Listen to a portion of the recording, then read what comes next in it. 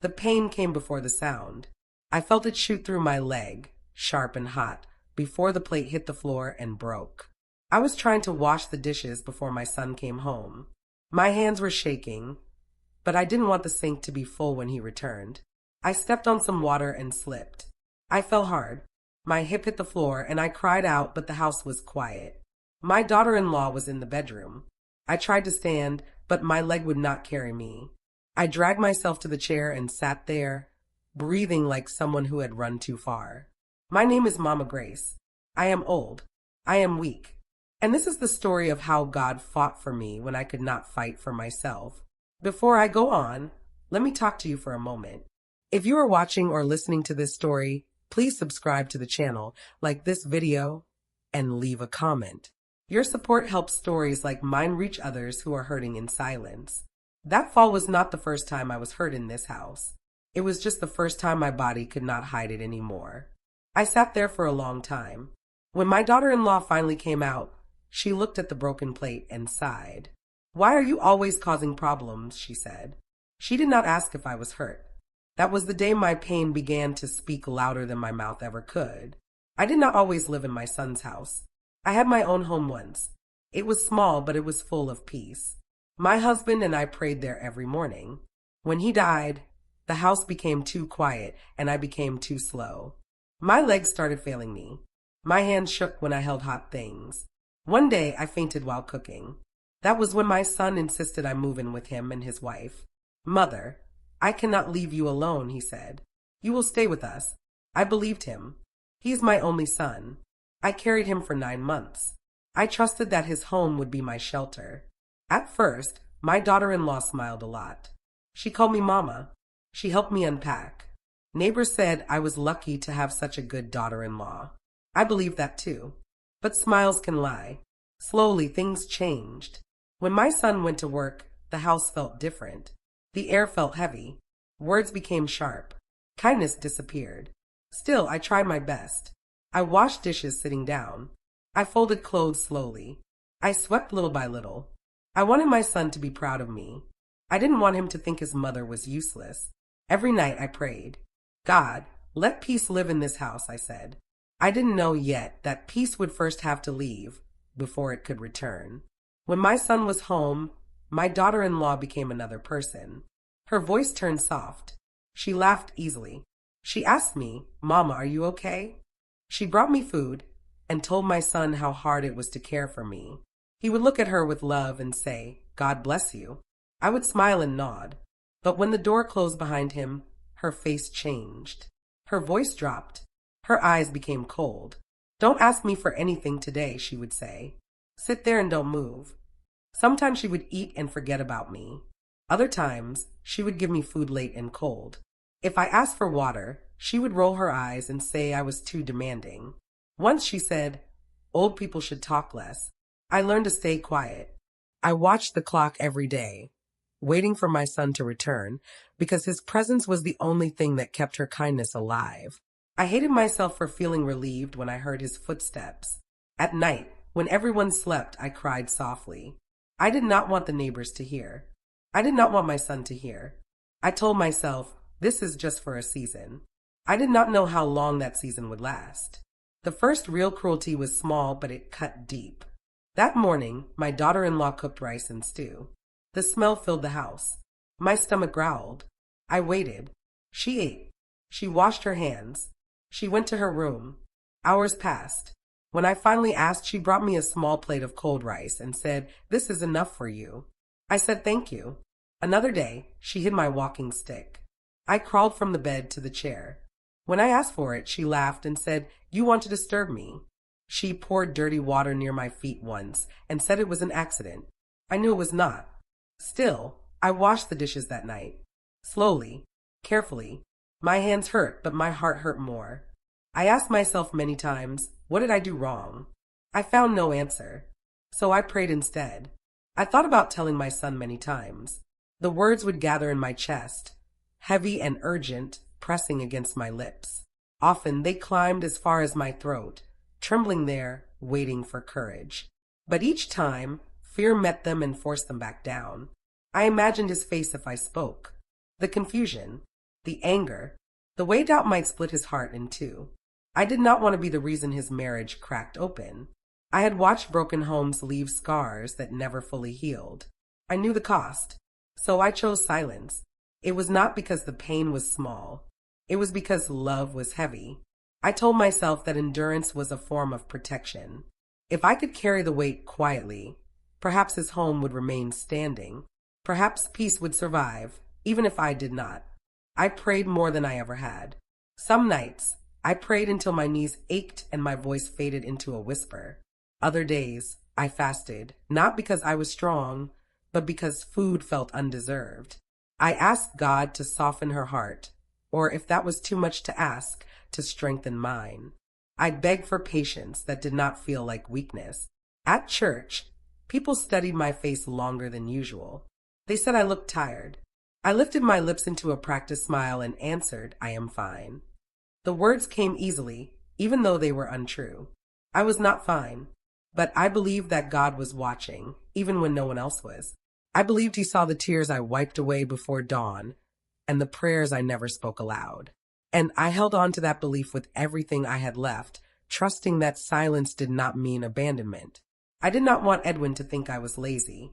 Even when my body hurt, I tried to be useful in small ways. I washed the dishes every night, sitting on a low stool so my leg would not give out. I rinsed them slowly and lined them up neatly, the way Edwin liked. Lenore watched me sometimes. She never offered help. If I dropped a spoon, she sighed loudly, as if my pain was a noise she did not want to hear. One evening, my leg shook so badly that water spilled on the floor. Lenora snapped, "Can you not even do one thing right?" I apologized. After dinner, when Edwin was home, Lenora praised herself for taking care of Mama. Edwin smiled at her and thanked her. I nodded, though my hands were red and aching. Later that night, when everyone slept, I washed the pots again because she said I had missed a spot. I wanted the kitchen to be clean when my son woke up. That was my small gift to him. I prayed while I worked. "God, see me," I whispered. I did not ask him to punish Lenora. I only asked him to give me strength to last another day. The kitchen door was locked that morning. At first, I thought it was a mistake. I stood there for a long moment, staring at the handle, turning it gently as if patience might persuade it to open. My cup was empty in my hand, light as my stomach. My mouth felt dry, my tongue heavy. I told myself to wait. Waiting had become familiar. When Lenora finally came out, she stopped when she saw me. Her eyes swept over me, not with concern, but with irritation, as though my presence itself was an inconvenience. "You don't need to eat yet," she said flatly. "You hardly move anyway." I stepped aside without arguing. Hunger had a way of making my thoughts slow, and I no longer trusted my voice. The hours stretched thin and quiet. By afternoon, the room spun slightly when I stood, and my legs trembled beneath me. When the door was unlocked at last, she handed me a piece of bread, so hard it scraped my fingers. "Be grateful," she said, already turning away. Soon, it was not just food she controlled. My things began to disappear. One morning, my Bible was gone from the chair where I always left it. Another day, my shawl vanished. When I asked, she tilted her head and sighed. "You are becoming forgetful," she said. "Old people do." Her words planted doubt where memory once lived. Then she leaned closer, her voice low and sharp. "If you tell Edwin, he will say you are lying." That night, I cried without sound, careful not to let it escape the room. When I later found my Bible hidden under the sink, I held it to my chest like something rescued from water. I prayed then not with anger, but with fear. Lenora's words grew sharper with time, as though cruelty, once tested, had found its voice. What began as careless remarks hardened into deliberate wounds. One afternoon, without warning or anger in her tone, she looked at me and said, "Why didn't you die with your husband?" The question hung in the air, calm and cruel. A moment later, she added, "You are wasting space here." Those words cut deeper than any fall I had taken, deeper than the ache in my bones or the weakness in my legs. Pain in the body announces itself loudly, but pain like this settles quietly, sinking into places no one else can see. I felt something inside me fold in on itself. I wanted to scream. I wanted to call her name the way I once called my son's when he was small, sharp, and commanding. But when I opened my mouth, no sound came. My voice had learned fear before I had. Instead, I carried the plates from the table after she finished eating. The ceramic felt heavy in my hands.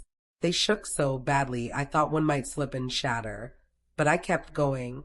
I washed each plate carefully, as if order could steady what her words had undone. Sometimes she followed me into the kitchen just to watch.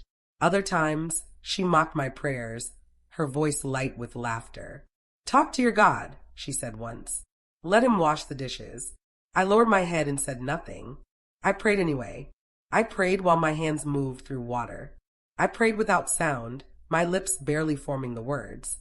I believe God heard even the prayers whispered through tears, the ones spoken when faith is trembling but still alive. And in that belief, I survived another day.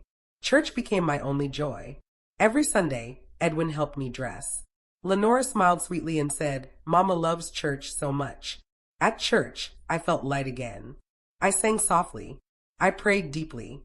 The pastor noticed my limp and my tired eyes. "Are you okay, Mama Grace?" he asked. "I am fine," I lied. I did not want pity. I wanted peace. I stayed longer after service, just to breathe. That evening, Lenora was already angry when she came into the kitchen. I could feel it before she spoke. The air was tight, her movements sharp, every sound an accusation waiting to happen. She stopped suddenly and pointed to the floor near the sink. "You spilled water," she said. "You're trying to make this place dirty on purpose." I looked down, confused. The floor was barely damp, something that could have come from her own hands moments earlier. I opened my mouth to explain, to tell her I had not even been near the sink, but my words were slow and unsure. Before I could finish a sentence, her hand was on me. She pushed me. It was not hard, but it did not need to be. My balance was already fragile, my body unsteady. I stumbled backward, my foot catching awkwardly. For a terrifying second, the world tilted. My injured leg screamed as pain shot up through my hip, sharp and sudden, stealing my breath. I grabbed for the counter, barely stopping myself from crashing to the floor. She leaned in close then, her face inches from mine.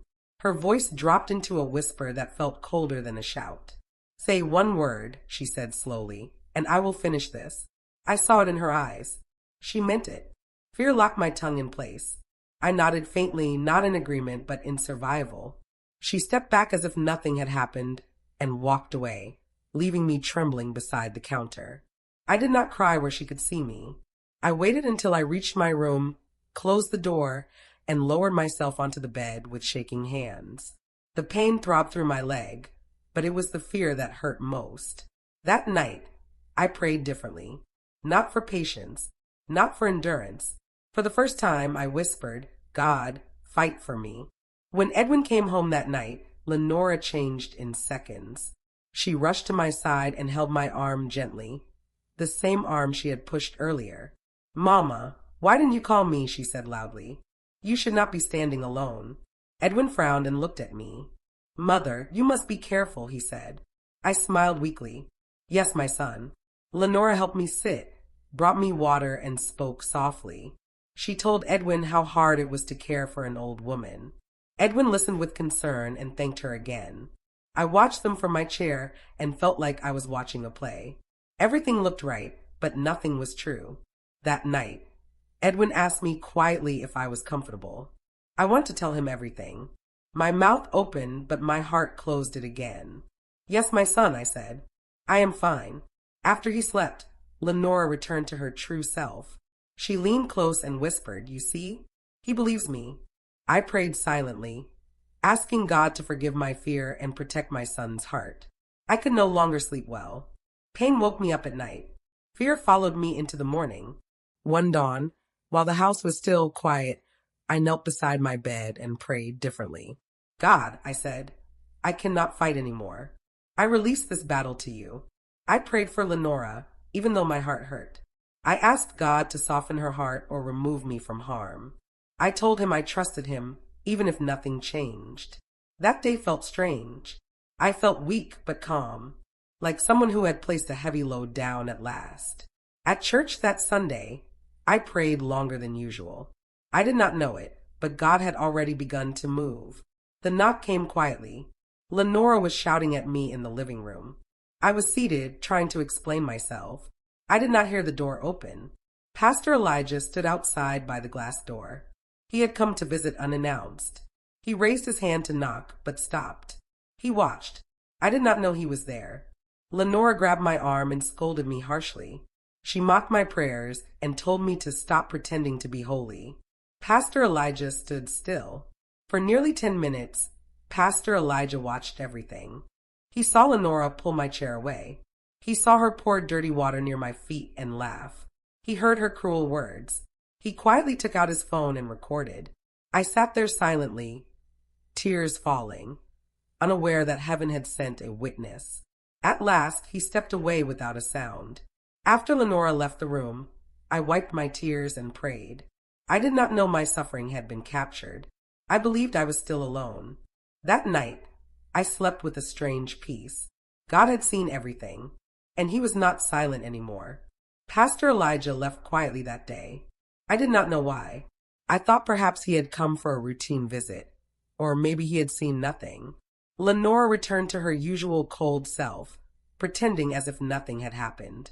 She sat across from me, her hands folded, her smile forced. She whispered, "You better behave, or I'll tell Edwin you are making things up." I did not respond. My heart ached, but I kept my silence. I had learned that words spoken in anger often made things worse. That night, I prayed longer than usual. "God," I whispered, "I don't understand your timing, but I trust you." The house was quiet except for Lenora's soft humming as she moved around. She thought she had won. She thought I would keep silent forever. I looked at my hands, aching from the day's chores, and thanked God for the strength to endure.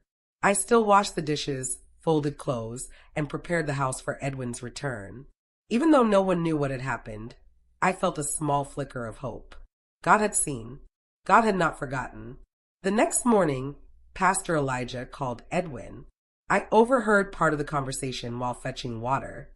"Edwin, I need to speak with you at home," Pastor said calmly. "It cannot wait." Edwin's voice was confused. "Is Mama okay?" he asked. "She is fine," the pastor replied. "But some things need to be seen." Edwin hung up and looked at me. "Mama, the pastor wants to visit. Will you be all right?" I nodded. My heart raced. I did not tell Edwin the truth about Lenora's cruelty. I could not. I wanted the pastor to handle it. That afternoon, Edwin returned home from work earlier than usual. Pastor Elijah arrived soon after. Lenora was acting her usual sweet self, greeting both of them with a bright smile. I sat quietly, knowing the storm was coming, though Lenora had no idea. For the first time in a long time, I felt the presence of justice moving in the room. Pastor Elijah asked us all to sit in the living room. Lenora looked confident. She smiled at Edwin and whispered, "Everything is fine, see?" I sat silently, my hands folded on my lap. I was nervous but calm.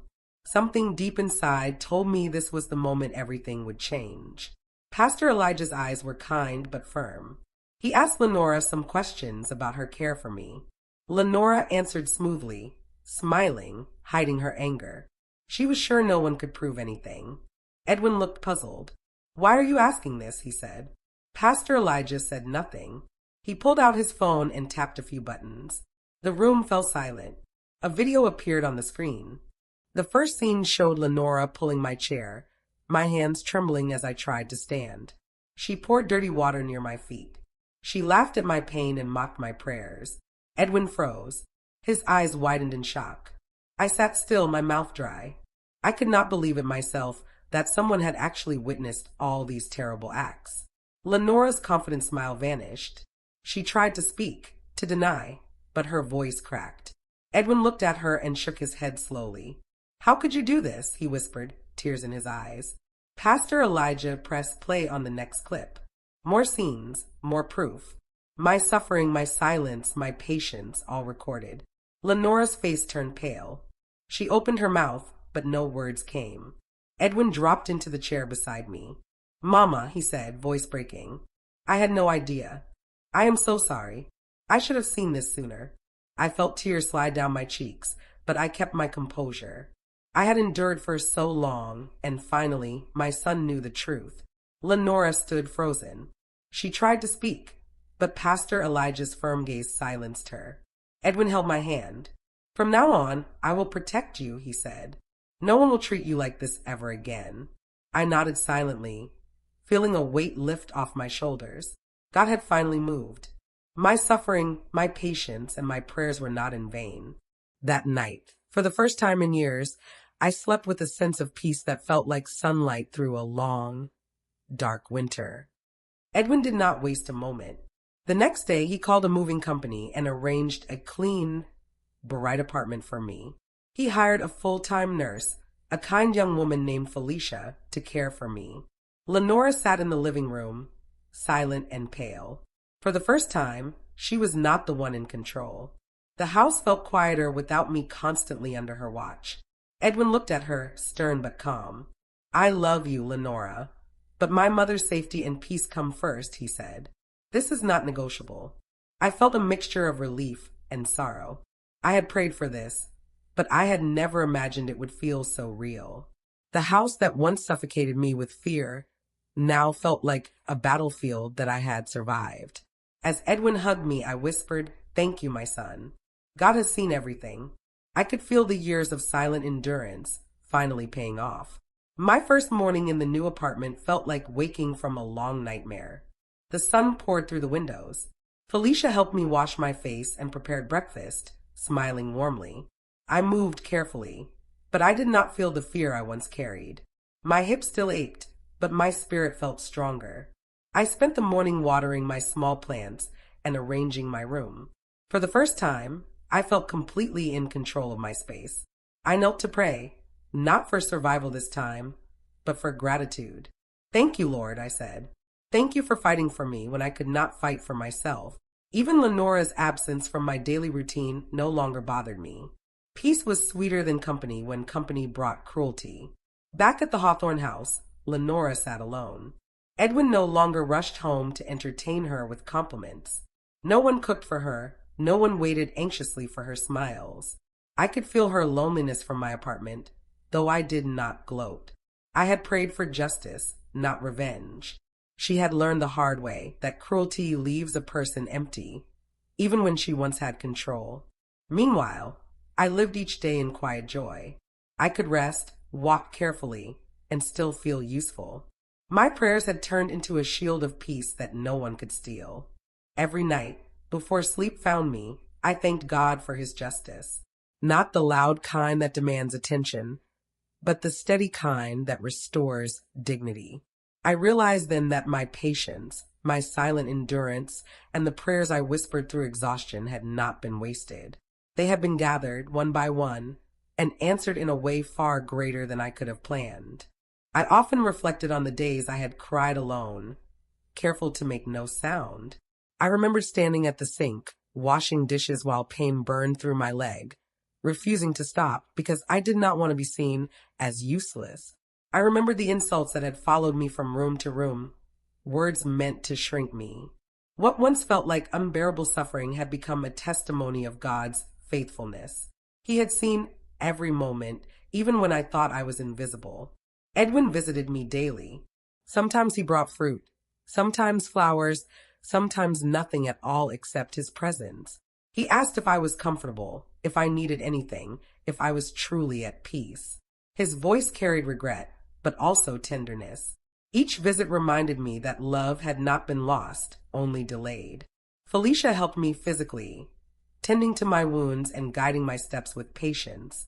But it was God's presence that healed the deeper places, the quiet fears and broken trust one had carried for so long. Each evening, I found myself smiling, remembering Pastor Elijah's quiet intervention.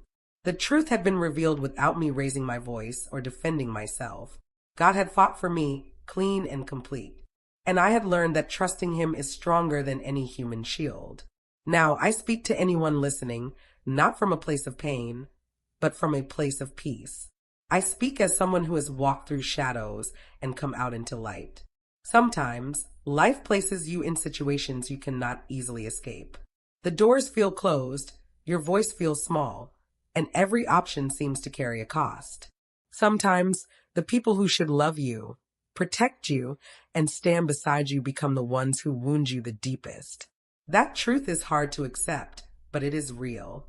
Yet even then, God sees, God hears, God never forgets. Not a tear, not a whispered prayer, not a night you thought you were completely alone. I endured when speaking felt too dangerous. I prayed when strength failed me. I trusted when justice felt delayed. And in his perfect time, God vindicated me, not with chaos or revenge, but with truth and restoration. He lifted the weight from my heart and replaced it with peace. If you are walking through a silent struggle, I want you to know that your suffering is not invisible. Patience and faith are not weakness. They are quiet forces that can move mountains you cannot push on your own. Protect your heart, guard your spirit, and keep praying, even when your prayers feel small or broken. Let God handle what your hands cannot fix. I am Mama Grace. I am safe. I am at peace. And I am deeply grateful. And this, my friends, is the story of how silence and prayer became stronger than cruelty.